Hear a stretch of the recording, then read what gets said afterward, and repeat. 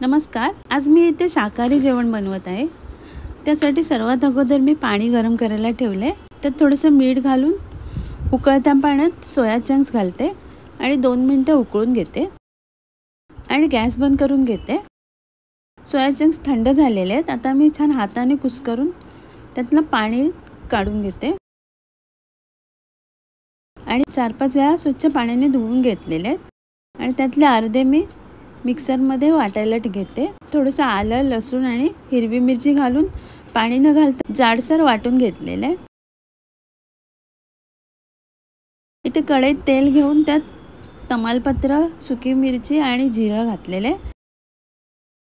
त्यात एक मोठा बारीक चिरलेला कांदा घालते. कांदा नरम होईपर्यंत परतून घेते. छोटा चमचा आलं लसूण पेस्ट घालते.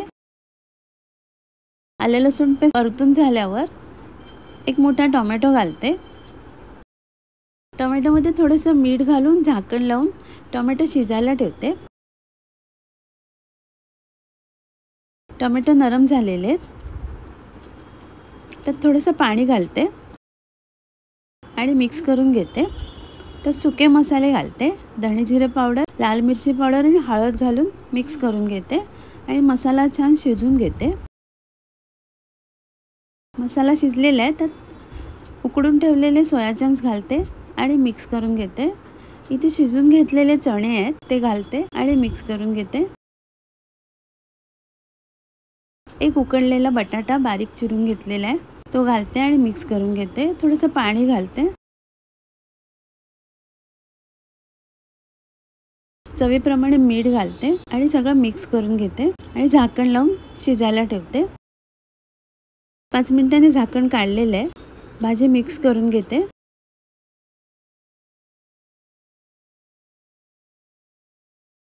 वरून गरम मसाला घालते. कोथिंबीर घालते आणि भाजी पुन्हा एकदा परतून घेते. आता पुन्हा 2 मिनिटं झाकण लावून घेते.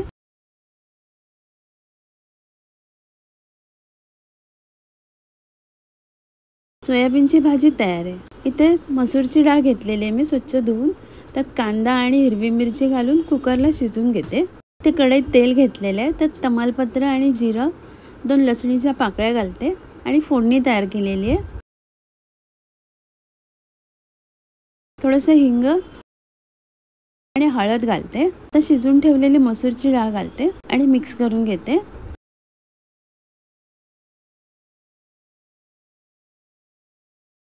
थोडंसं पाणी घालते आणि पुन्हा एकदा मिक्स करून घेते. चवीप्रमाणे मीठ घालते आणि डाळीला छान उकळी काढून घेते. मसूरच्या डाळीला उकळी आलेली आहे.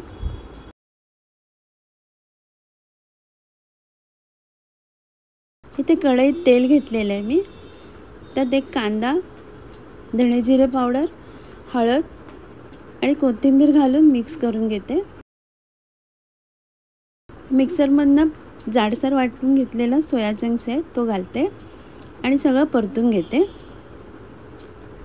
एक उकडून ठेवलेला बटाटा मॅश करून घेतलेला आहे तो घालते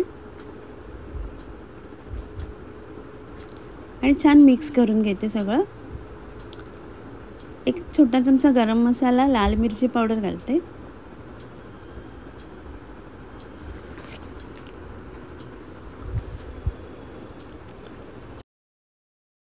मिश्रण थंड व्हायसाठी ताटात काढून घेते. मिश्रण थंड झालेले आहे. तर चवीप्रमाणे मीठ घालते, ब्रेड क्रम्स घालते आणि मिक्स करून घेते.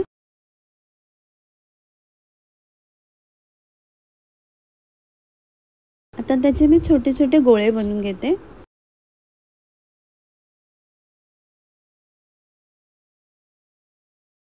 आणि त्याला टिक्कीचा आकार देते अशा प्रकारे.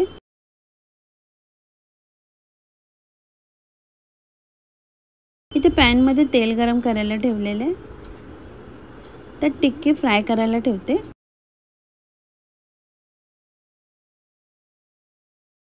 एका बाजूने फ्राय करून झालेले. आता मी दुसऱ्या बाजूने फ्राय करून घेते. सोयाबीनची टिक्की फ्राय करून झालेली आहे. आता मी काढून घेते. आणि सर्व करते. आजचा व्हिडिओ पाहिल्याबद्दल खूप खूप धन्यवाद.